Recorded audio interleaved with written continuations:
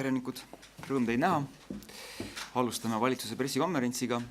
Täna osalevad pressikonverentsil peaminister Jüri Ratas, tervise- ja tööminister Jevgeni Ossinovski ning justiitsminister Urmas Reinsalu. Ja alustuseks sõna peaministrile.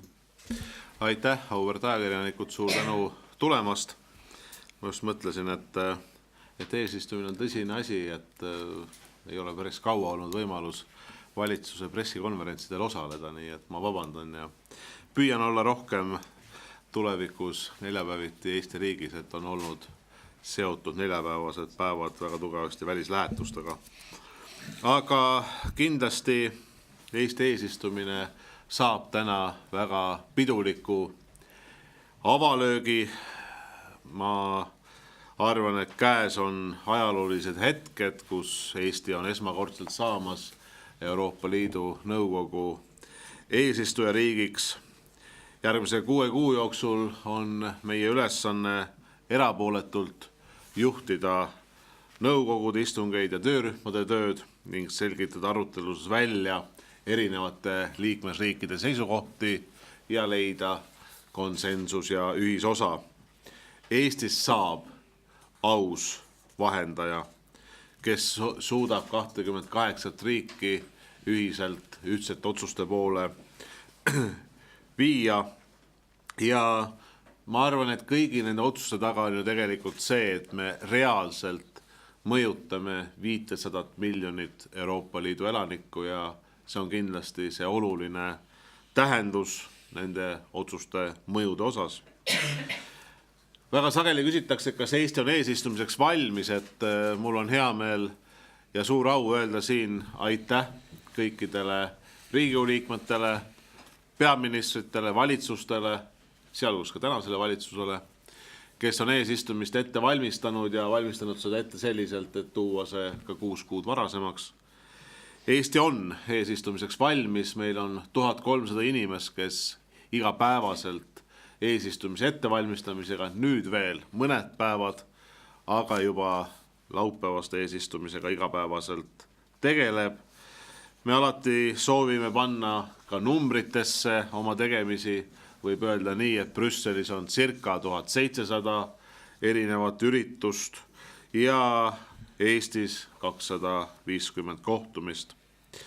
Hinnanguliselt tuleb Eestisse eesistumisega kusagil 30 000 ja peale väliskülalist.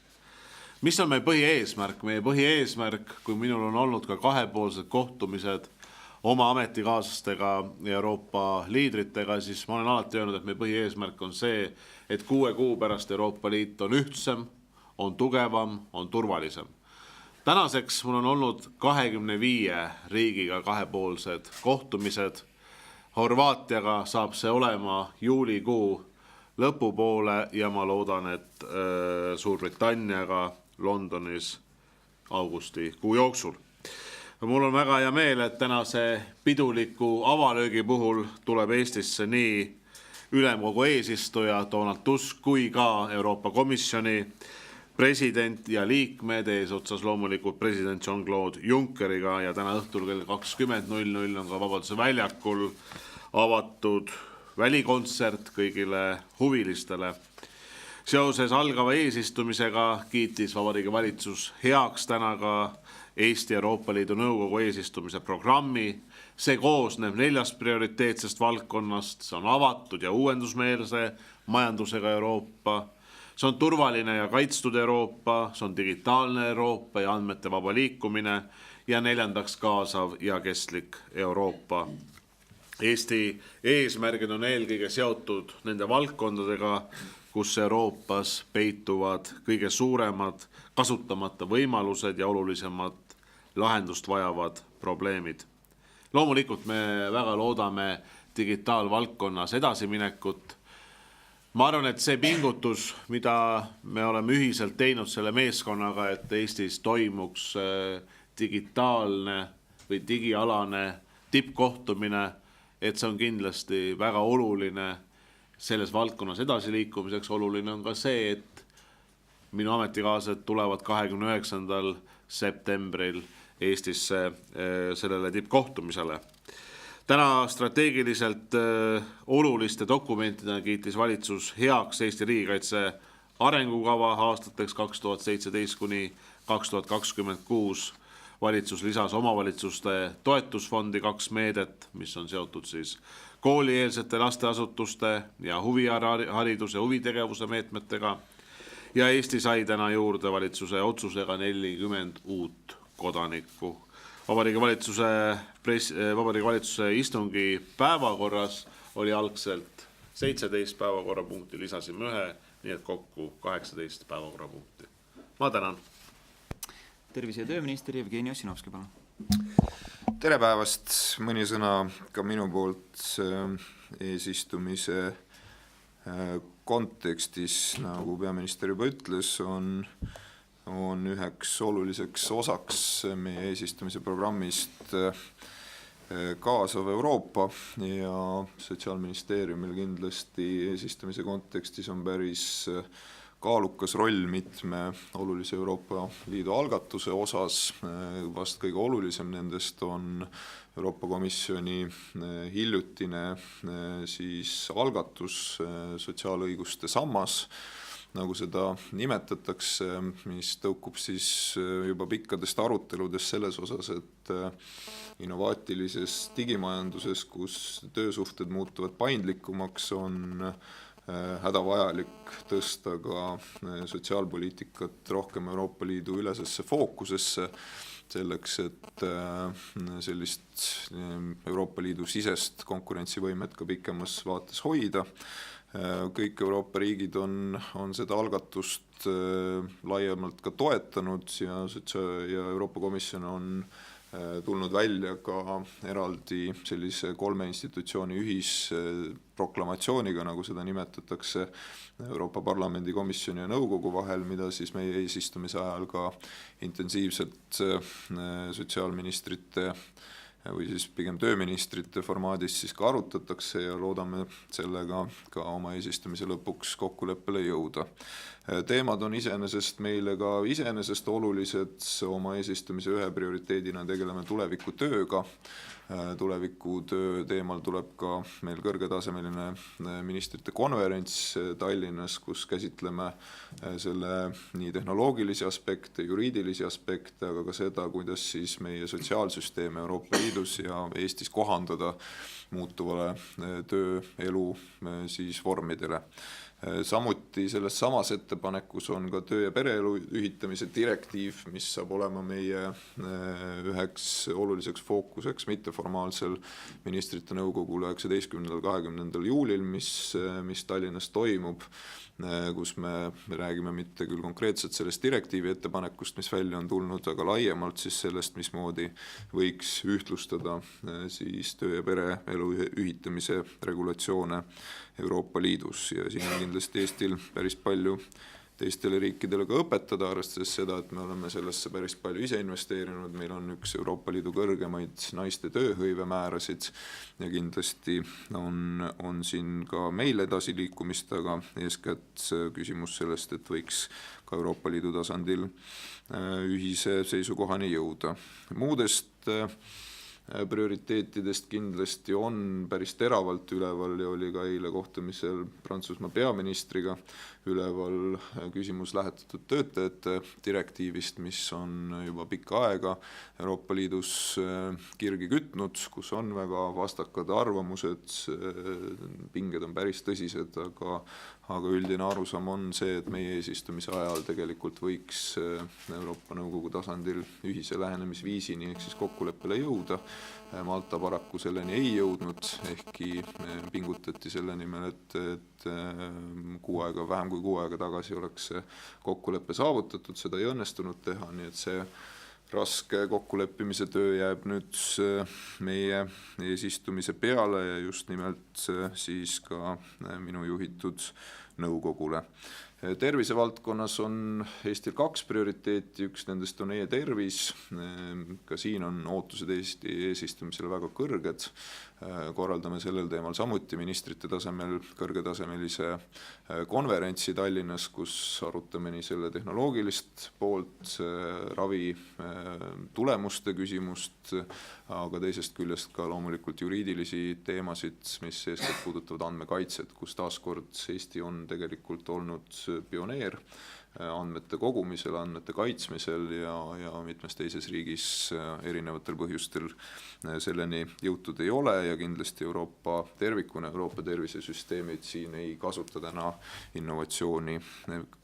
kättesaadavat innovatsiooni piisavalt selleks, et tagada nii ravisüsteemide jätkusuutlikkus, kulude kokkuhoid, aga mis olulisem loomulikult personaalsem ja täpsem ja parem ravi siis Euroopa patsientidele.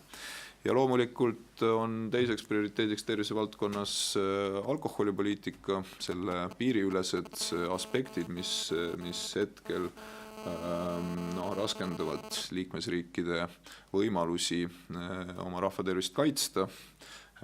Tegemist on piiriülese siseturu teemaga, olgu selleks audiovisuaalmeedia direktiiv, ehk siis võimalused piiriüleselt reklaami reguleerida, olgu selleks küsimused alkoholi märgistamisest, mis on samuti üle-euroopaliselt reguleeritud ja mis seab piirangud ilmselgelt riikide võimalustele seda täiendavalt reguleerida, nii et ka sellel tasemel toimub ekspertkonverents Tallinnas, kus me neid küsimusi ka käsitleme ja kindlasti on see teema, kus Euroopa Liit peab olema senisest ambitsioonikam. Euroopa kontinent tervikuna on maailmas kõige enam alkoholi tarbiv kontinent, meie alkoholikahjud on maailmas kõige suuremad ja see ühine väljakutse on tõesti väga tõsine. Nii et tegeleme ka sellega. Ja laiemalt, eks on meil 19 õiguslikku algatust, mis meil on laual ja eks nende puhul millest ma täna ei rääkinud, lähtume ikka sellest, mida peaminister ütles, et otsime tasakaalukaid lahendusi, mis kõikidele sobivad, eesmärgiga, et meie eesistumise lõpuks oleks Euroopa Liit tugevam, kui ta on enne selle algust. Aitäh! Justiitsminister Urmas Reinsalu, Tere päevast! Üks selline horisontaalne eesmärk eesistumise puhul, mis valitsuse programmis on seotud sellega, et õigusloome puhul me ei tahaks, et õigusloome maht, nii nagu me oleme võtnud seisukohaks Eesti riigis õiguspoliitiliselt, on ka tegelikult Euroopa Liidu õigusloome puhul, et see maht oleks tegelikult asi iseeneses.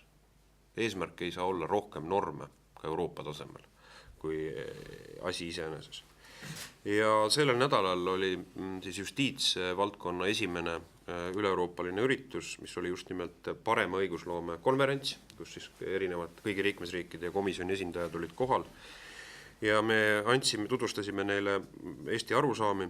Me oleme koostanud kõikidesse nendesse kümnetesse töörühmadesse, ka siis, mida hakkavad Eesti ametnikud vedama eesistumise ajal, selle hea õigusloome reeglid, millest juhinduda.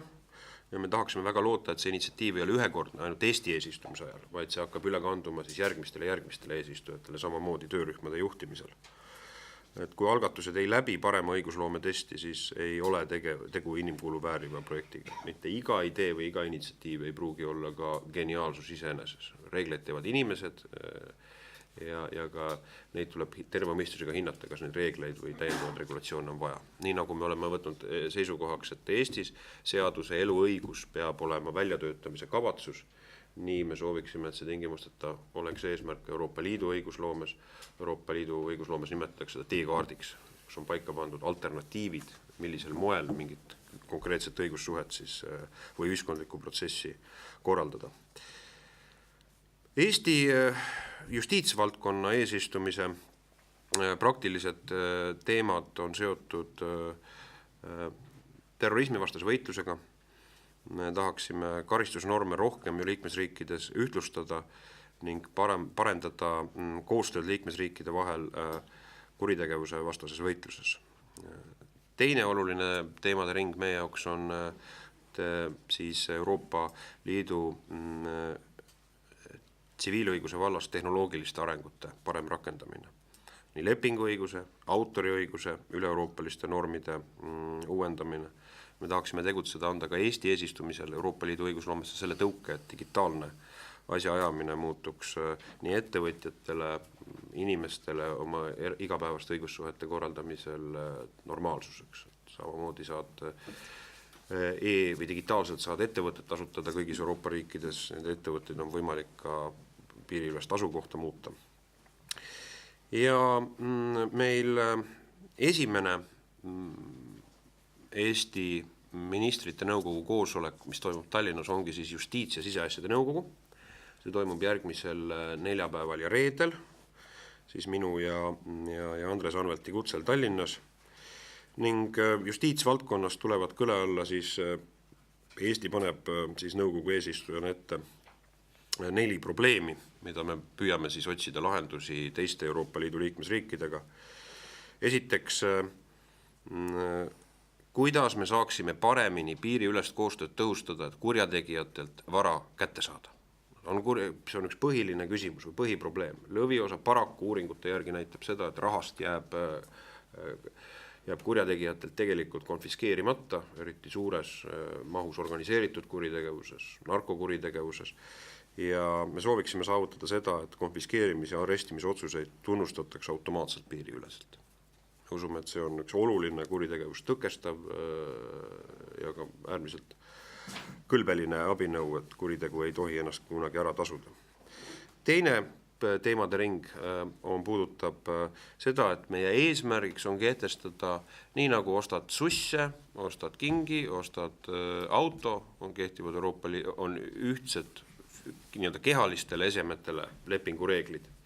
Ja tegelikkuses meie eesmärk on, et ka kaupade interneti müügile, internetis toimuvale müügile, kui ostetakse, olgu ta siis elektroonilisi teenuseid või ka esemeid, et kehtiksid sarnased reeglid, nagu kehtivad jaekaubanduses, kui inimene läheb ja ostab need esemed.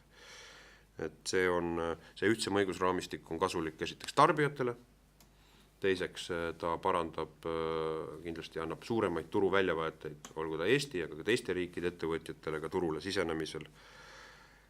Ja kolmas teemade ring puudutab siis laiemalt e-õiguskeskkonna tulevikku. Me tahame tutvustada Eesti algatusi, ütleme digitaalseks riigihalduse vallas, aga meie eesmärk on ka saavutada sellist ühist hoiakut erinevates õigusloomelisteks algatusteks, et piiriülesed elektroonilised menetlused ja andmevahetus muutuks rutiiniks Euroopa Liidus kõigis erinevates õigusvaldkonda puudutavates küsimustes. Ja lisaks on meil nagu üks kesksetest eesistumise prioriteetidest on idapartnerlus, siis järgmisel nädalal toimub ka idapartnerluse justiits- ja sisevaldkonna tippkohtumine, kuhu on kutsutud siis kõigi idapartnerluse riikide justiits- ja siseministrid. Ja siin me loomulikult arutame siis vastavalt sise- ja justiitsvallas korruptsioonivastane võitlus, küberkuritegevuse ühisne tõkestamine, organiseeritud kuritegevuse vastane võitlus, kuidas Euroopa Liit saab idapartnerluse partnerid paremini aidata ja kuidas see koostöö saaks siis välja näha. Lisaks täna valitsus andis ka oma toetava hinnangu ühele parlamendi õiguskomisjoni poolt algatatud eelnõule, mille üle ka meedias on olnud poleemikat. See oli tegelikult minu ettepanek, mida ma parlamendile tegin ja puudutas seda, et kui pagulasseisundis isikud sooritavad tõsiseid kuritegusid Eestis, siis reaktsioon peab olema selline ja peab olema pädevus Politsei- ja Piirivalveametil, et nendelt isikutelt võtta Eestis elamisõigus ära ja nad riigist välja saata. Ja põhimõtteline heakskiit, õiguskomisjon toetas seda eelnõu ja valitsus andis ka täna oma põhimõttelise toetuse sellele eelnõule. Aitäh! Ja nüüd on aeg küsimusteks. Tuletan siis ka meelde, et küsimuse esitamisel öelge palun oma nimi ja väljanne ka. Andke Vahurile edasi. Küsiks justiitsministrilt, et Margus Tsahkna andis eile Õhtulehele ühe intervjuu, kus ta ütles, et IRL-is toimuvas on süüdi Respublikaste jäänud selline suhtumine ja ta mainis ära ka sellise asja nagu poistebänd, et sellise kunagise äraostmatute seltskonna ainsa liikmena olete poliitikas nüüd alles jäänud teie, et ka siis teie isiklikult olete süüdi kõiges selles, mis on IRL-is halba? Noh, mul on Margusest kahju, et pigem ma arvan, et pigem on see küsimus, tema avaldused täna on pigem psühholoogi küsimus. Aga kui ma vaatan praegu, et ilm on hukas, oli vist kunagi üks Justamendi laul ja praegu meenutab veidikene need Marguse avaldused seda. Aga noh, ma loodan, et ta leiab oma sisemise tasakaalu jälle üles ja puhkab suvel välja ja elu läheb edasi, ega elu seisma ja.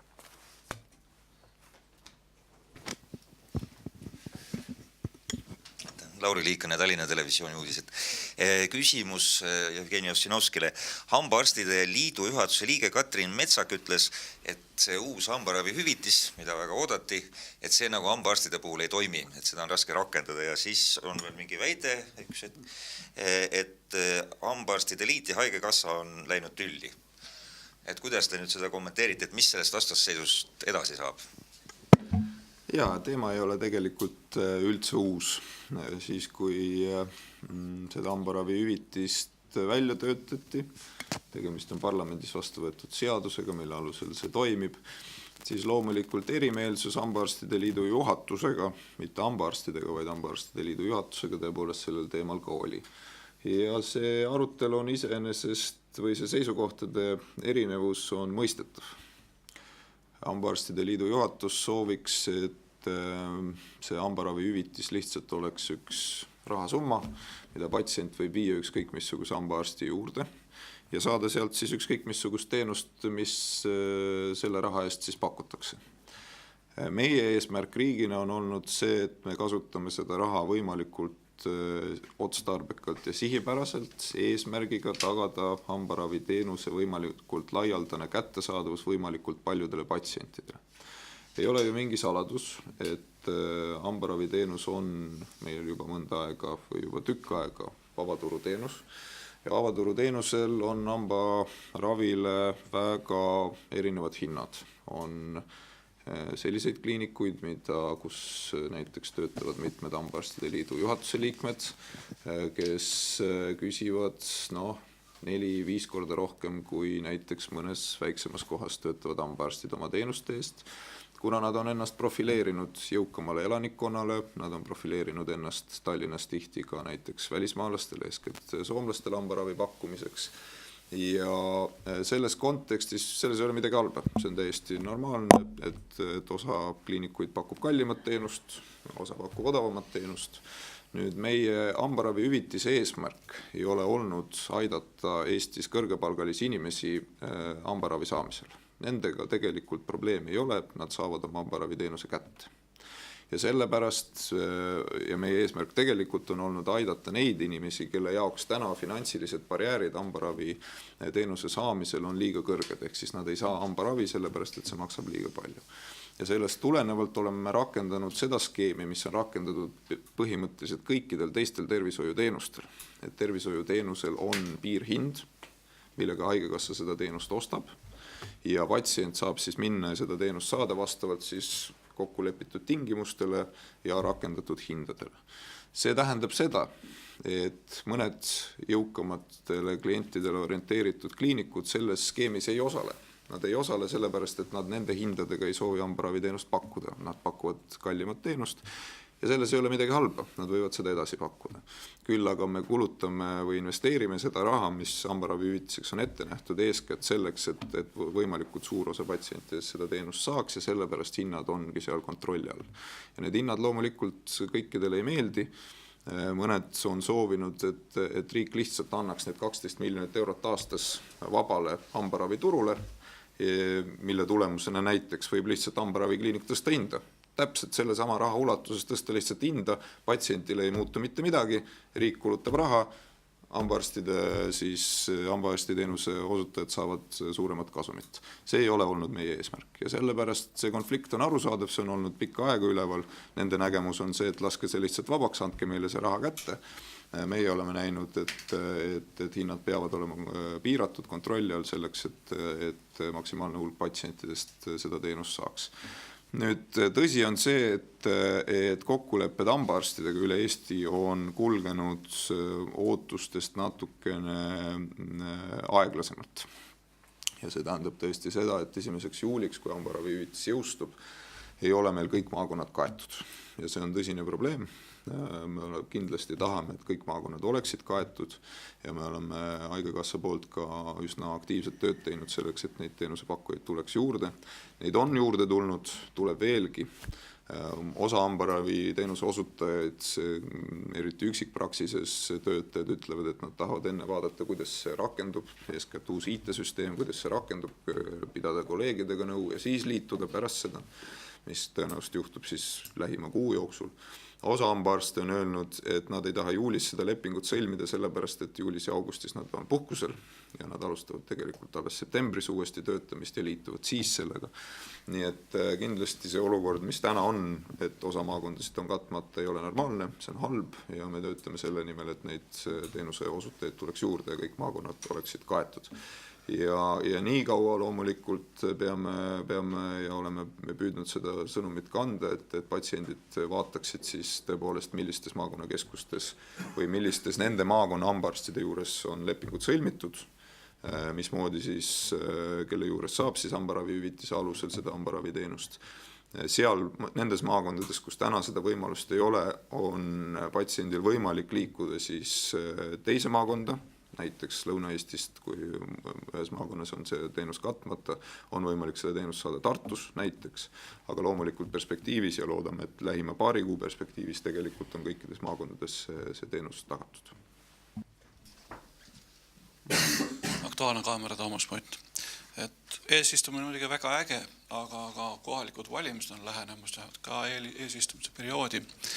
Eile Aktuaalses kaameras ütles Keskerakonna juhtivpoliitik Olga Ivanova, et mittekodanikel on äärmiselt vähe võimalusi poliitikas kaasa lüüa ükskord üle 4 aasta kohalikel valimistel ja viskas õhku mõtte, et mittekodanikel peaks olema rohkem võimalusi osaleda valimistel.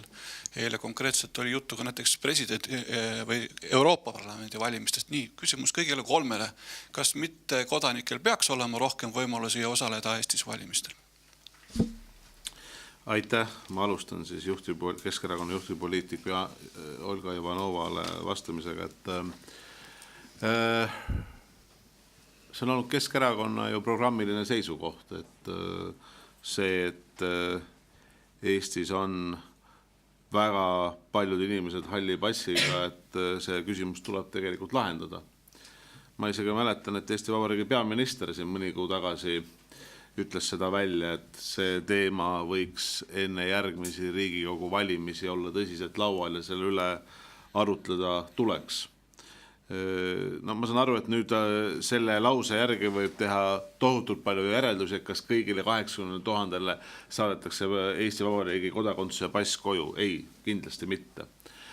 Kindlasti mitte ei ole nii, et antakse igal ühele pass kätte, et inimesed peavad seda ise taotlema, inimesed peavad ütlema seda, et nad on lojaalsed Eesti riigile, meie põhiseaduslikule korrale. Aga küsimus on, ma arvan, pigem selles, et kuidas siis keeleeksamid ja kuidas kodakondsuse saamine, ma arvan, küsimused on need tehnilised etapid, et mina arvan, et 80 000 halli passi või mitte kodanikku ei ole Eestile hea lahendus, siin on vaja leida paremat lahendus, kui see oli eelmise aasta lõpus, selle aasta alguses tõsiselt üleval see teemaga meedias, siis ju oli väga selge sõnum praktiliselt kõigi teiste Riigikogu fraktsioonide poolt, et seda küsimust lahendada ei saa. Ja ma arvan, et eks tuleb ära oodata Riigikogu valimiste eelne aeg, et kas siis erakonnad seda oma programmidesse, kuidas nad seda küsimust oma programmides käsitlevad. Aitäh. No, esiteks minu meelest tuleks lahendada probleemi juur, mitte tegeleda tagajärgedega. Mitte kodaniku staatus ei ole normaalne staatus. ja see, et Eestis on tõepoolest peaaegu 80 000 inimest, kelle kodakondsus on määratlemata, see on halb olukord. Tõepoolest, viimase 20 aastaga on olukord läinud paremaks, neid on jäänud vähemaks, osaliselt loomulikul teel, ehk siis inimesed on surnud, osaliselt selle tõttu, et inimesed on võtnud endale Eesti kodakondsuse. Viimastel aastatel, alates juba siin aastast 2008, on naturalisatsiooni tempo tegelikult läinud väga madalaks. Põhiline naturalisatsioon toimub hetkel alaealiste osas. Siin on sotsiaaldemokraatia eestvedamisel ka kodakondsusseadust muudetud niimoodi, et nüüd 2 halli passiga vanemate lapsed saavad Eestis kodakondsus automaatselt alates aastast 2016, nii et alaealisi mittekodanikke Eestis enam põhimõtteliselt ei ole. Aga täisealiste puhul see probleem on jätkuv ja loomulikult veel ka üsna pikka aega. See, miks seda ei ole ühte või teist pidi olnud võimalik kiiremini lahendada, selle on oma poliitilised põhjused, sellest ei ole siin mõtet rääkida, aga kindlasti ma ei toeta seda arvamust, et selles olukorras me peaksime püüdma siis luua mittekodanikele mingeid uusi ja täiendavaid võimalusi, vaid siiski püüdma lahendada just nimelt kodakondsusetuse probleemi kui sellist. Kui rääkida muu kodakondsusega inimeste õigustest Eesti Vabariigis, siis põhiseadus neid õigusi kaitseb, Euroopa pikaajaliste elanike direktiiv kaitseb neid õigusi täpselt samamoodi. Neid õigusi on vähem paaris üksikus aspektis, üks on valimisõigus, mis Eestis on näiteks laiem, kui ta on Lätis, ehk siis meil saavad mittekodanikud, aga püsielanikud siin kohalikel valimistel hääletada, mis ma arvan on olnud hea ja õige, selleks, et inimesi kaasata kohaliku kogukonna ellu, on teatud piirangud siis avalikule teenistusele, nii kaitseväeteenistusele kui ka ametnikkonna staatusele, ja on üks piirang ka see, et erakonda ei tohi kuuluda mittekodanikud. Aga muus osas kõik sotsiaalsed õigused, tööturuõigused, ligipääs tervishoiule, haridusele ja nii edasi on Eestis tagatud, nii et selles mõttes siin kindlasti sellist suuri ja põhimõttelisi muutusi vaja ei ole. Ja tõsi on see, et Olga Ivanova mõttekaaslane Yana Toom on Euroopa tasandil küll seda teemat tõstatanud, et Euroopa Liidus tervikuna võiks lahendada seda küsimust niimoodi, et kõik püsielanikud võiksid Euroopa valimistel valida. Ma arvan, et Euroopas võib neid arutelusid pidada, ma arvan, et Eesti seda muutust täna tegema ei peaks, pigem selle asemel, et kas luua täiendavaid motivatsioone Eesti kodakondsust mitte taotleda või vastupidi siis ära võtta motivatsioone Eesti kodakondsust taotleda, minu meelest võiks siiski püüda tegeleda sellega, et Eestis oleks suurem osa Eesti alalistest elanikest oleksid Eesti kodakondsed ja selles kontekstis või selles suunas on Vabariigi Valitsus kindlasti ka töötanud, et meil on koalitsioonileppes ka mõned kokkulepped selles osas, kuidas Eesti kodakondsuse saamist lihtsustada.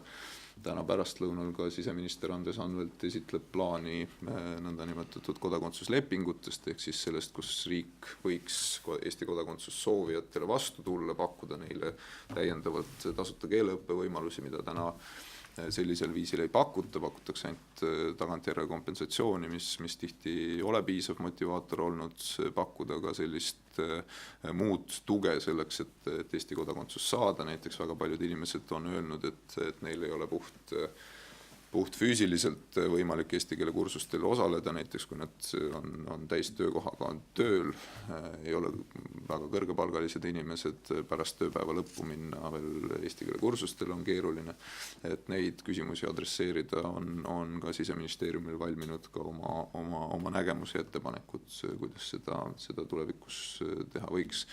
Nii et mure on loomulikult tõsine olukorras, kus meil Vene Föderatsiooni kodanikud ja halli passiga inimesed kokku moodustavad üle 150 000 inimese, Eesti Vabariigis üle 10% ja naturalisatsiooni tempo on kaunis aeglane.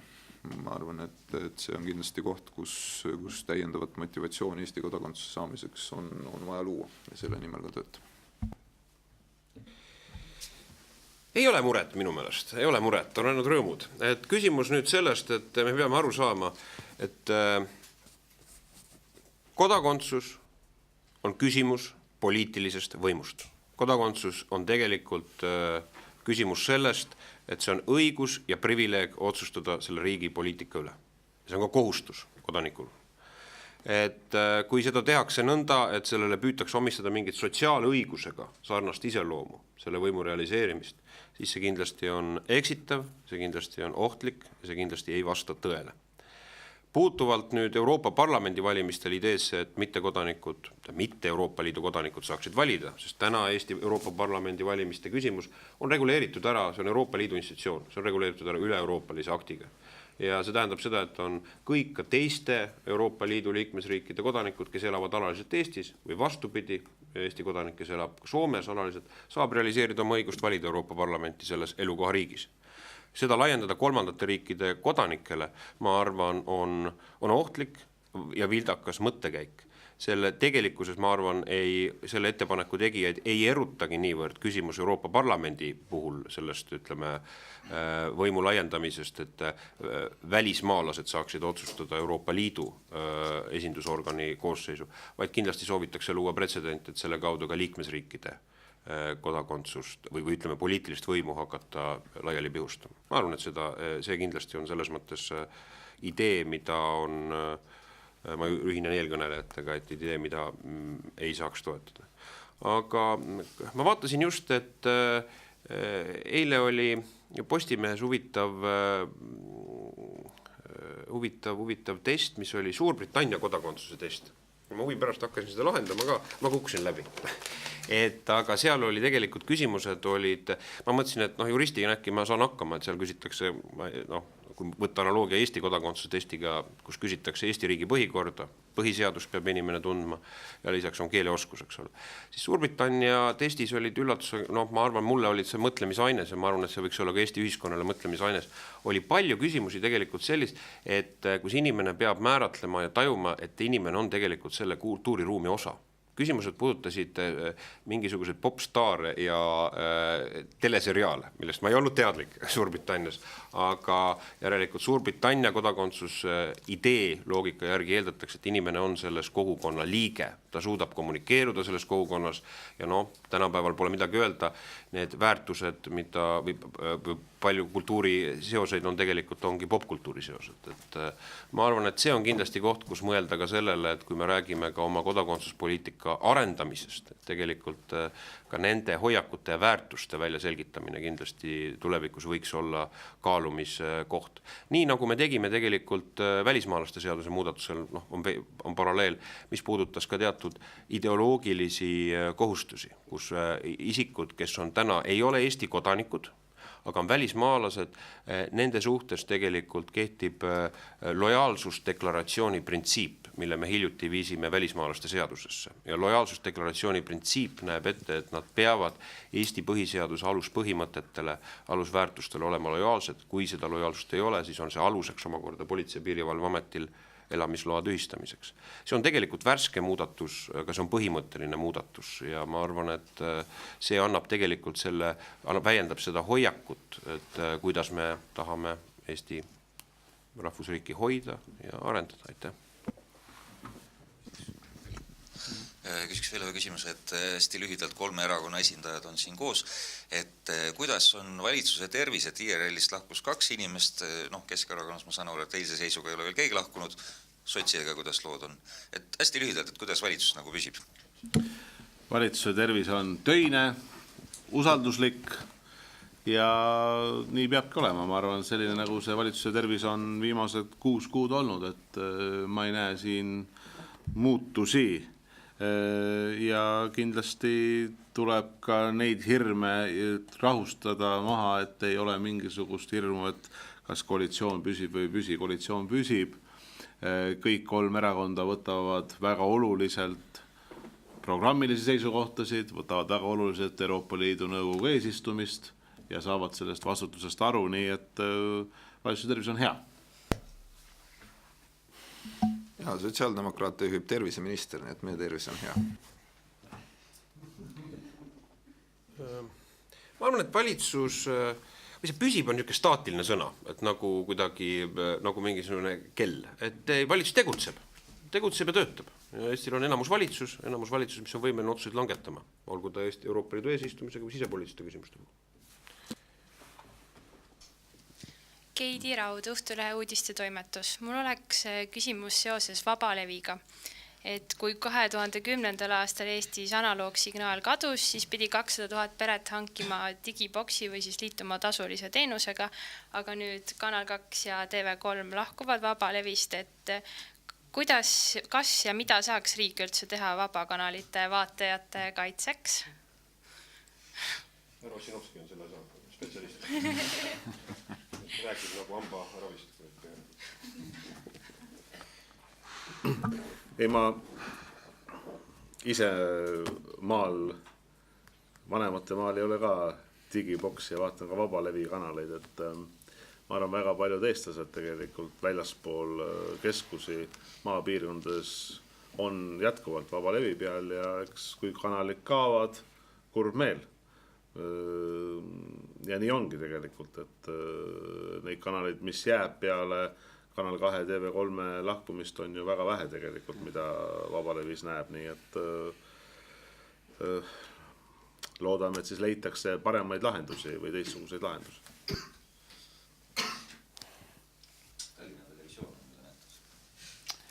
Kui rohkem küsimusi pole, siis pressikonverents on lõppenud.